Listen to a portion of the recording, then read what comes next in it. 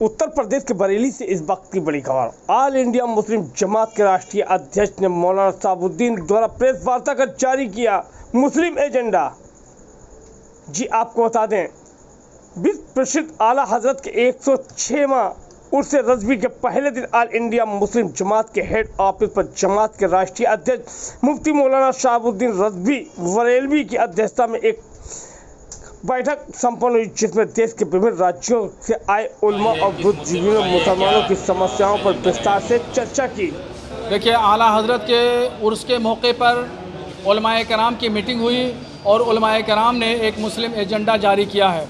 और मुस्लिम एजेंडे में जो तय किया गया वो ये तय किया गया, पॉलिटिकल पार्टियों को, राज्य की हुकूमत, सेंट्रल की हुकूमत और ख़ुद मुसलमानों को भी हिदायतें दी गई हैं। इसके जो ख़ास पहलू हैं वो ख़ास पहलुओं को मैं ये बताना चाहूँगा कि सबसे पहली बात यह है कि वक्फ़ संशोधन बिल जो भारत सरकार ने पार्लियामेंट में पेश किया है, इस वक्फ़ संशोधन बिल का हम समर्थन करते हैं और वक्फ़ की संपत्तियों का रख रखाव और उससे आमदनी होने वाली चीज़ों को गरीब मुसलमानों पर ख़र्चा किया जाए।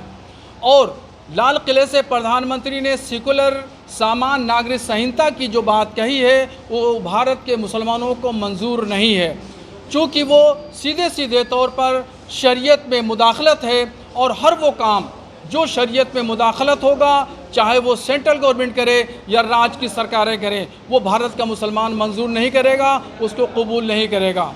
इसके अलावा भारत की एकता और अखंडता कायम करने के लिए मुसलमान कुर्बानी देने के लिए तैयार है।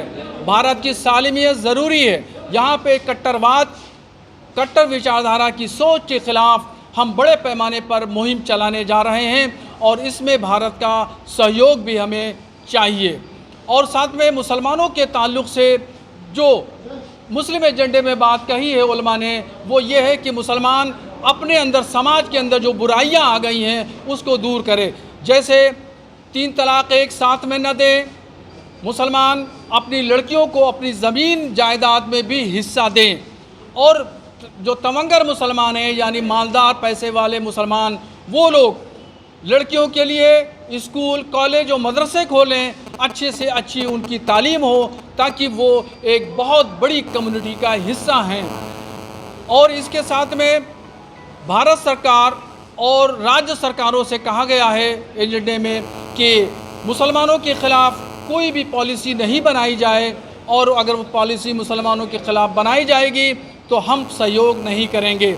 और साथ साथ में हम आज मीडिया के माध्यम से ये मुतालबा करना चाहते हैं कि गुस्ताखे रसूल की सज़ा के लिए एक पार्लियामेंट में और स्टेट की हुकूमतें असम्बलियों में कानून बनाएं, और उस कानून का नाम पैगम्बर इस्लाम बिल हो, ताकि जगह जगह देखा जा रहा है पैगम्बर इस्लाम सल्लल्लाहु अलैहि वसल्लम की शान में गुस्ताखियाँ हो रही हैं और उनकी कोई गिरफ़्तारी नहीं हो रही है। अगर ये कानून बन जाएगा तो हम ये समझते हैं कि फिर गुस्ताखे रसूल की सज़ा मुकर्रर हो जाएगी और फिर कोई पैगम्बर इस्लाम की शान में गुस्ताखी नहीं करेगा।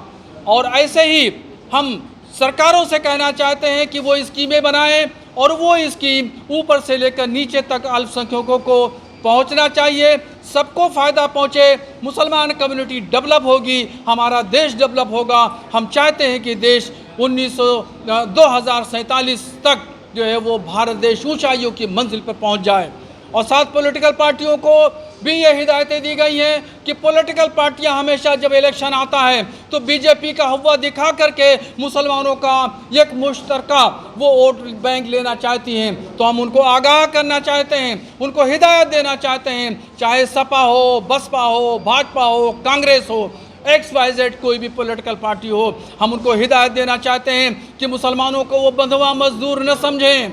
मुसलमान अपना फ़ैसला ख़ुद करना जानता है, वो अपने अच्छा भला करना जानता है, इसलिए उसको जो है बीजेपी के नाम पे डराना बंद कर दिया जाए। किस तरह की मुहिम होगी, जिस तरह आप बता रहे थे, एक अलग मुहिम, आप मुहिम चलाने की बात कर रहे थे, किस तरह की मुहिम चलाएंगे?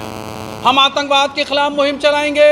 इस्लाह माशरा जो मुसलमानों के अंदर बुराइयाँ आ गई हैं, उन बुराइयों के ख़िलाफ़ हम अभियान चलाएंगे, आतंकवाद के खिलाफ मुहिम चलाएंगे और ये लड़कियों को हक दिए जाए, ज़मीन व जायदाद में एक साथ 3 तलाक न दिया जाए। माशरे का जो समाज का ताना बाना जो बिखर गया है, हम उस सिलसिले में बताएंगे, अपनी कौम को बेदार करेंगे कि आपके अंदर जो बुराइयां आई हैं उन बुराइयों को दूर करो ताकि आगे तरक्की कर सको।